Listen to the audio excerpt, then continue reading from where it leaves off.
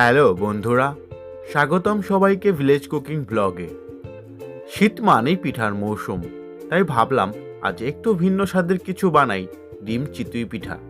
গরম গরম এই মজাদার পিঠার স্বাদ যে কি অসাধারণ, সেটা বলে বোঝানো যাবে না। চলুন তাহলে শুরু করি।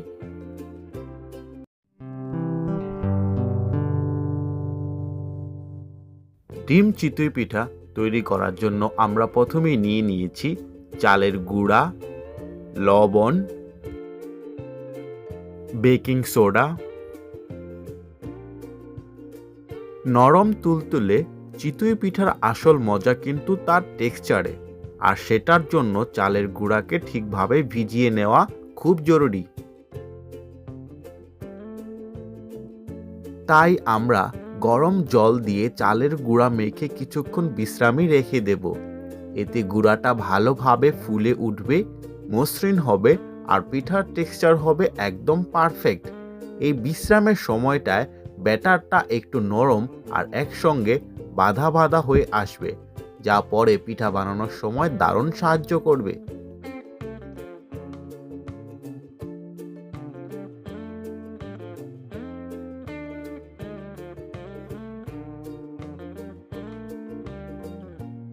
চালের গুঁড়াটা বিশ্রামে থাকার পর এবার সেটাকে একদম পারফেক্ট ব্যাটারে পরিণত করার সময়।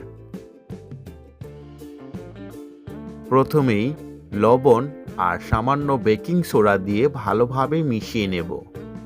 লবণ পিঠার স্বাদকে আরও ভারসাম্যপূর্ণ করবে, আর বেকিং সোডা পিঠাটাকে নরম আর তুলতুলে করবে। এরপর পরিমাণ মতো জল দিয়ে ব্যাটারটা তৈরি করব, যাতে এটি হয় একদম মসৃণ, নরম ও হালকা পাতলা। খুব বেশি ঘন বা বেশি পাতলা হলে কিন্তু পিঠার টেক্সচার ঠিক আসবে না। তাই হাতের সাহায্যে বা হাতা দিয়ে ভালোভাবে মিশিয়ে নিলে ব্যাটার হবে একদম পারফেক্ট। এখন আসল মজার মুহূর্ত, পিঠা তৈরি করার পালা।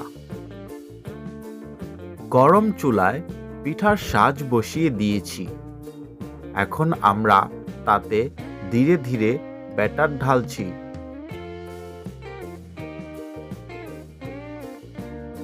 আমরা এর ওপর একটি ডিম ফাটিয়ে দিয়ে দিলাম। ডিমটা আস্তে আস্তে ছড়িয়ে পড়ছে আর পিঠার সাথে দারুণভাবে মিশে যাচ্ছে। এরপর ঢেকে দিলাম।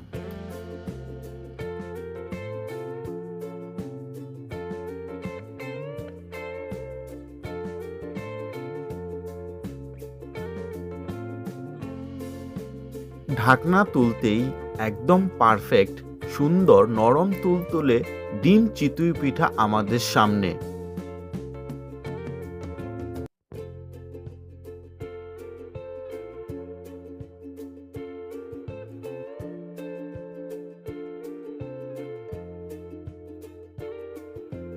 ঠিক একইভাবে ব্যাটার ঢেলে ডিম ফাটিয়ে ঢেকে রেখে পিঠাগুলো দারুণভাবে তৈরি হচ্ছে।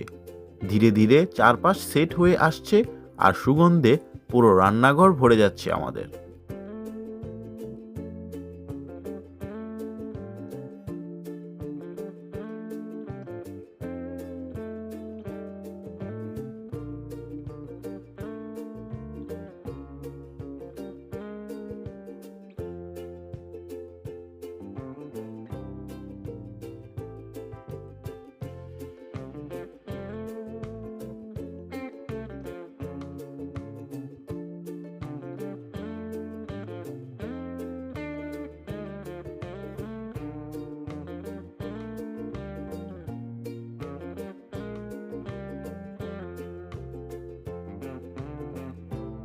এই শীতের দিনে ডিম চিতুই পিঠা খেতে যেমন দারুণ, তেমনি বানানো খুব সহজ।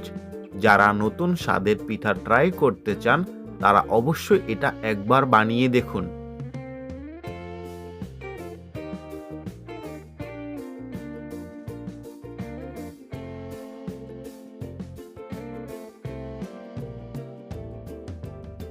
আপনারাও বাসায় ট্রাই করে দেখুন, আর কেমন লাগলো জানাতে ভুলবেন না।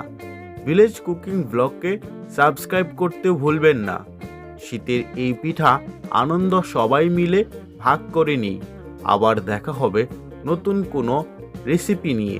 ততক্ষণ পর্যন্ত সুস্থ থাকুন, ভালো থাকুন। ধন্যবাদ সবাইকে।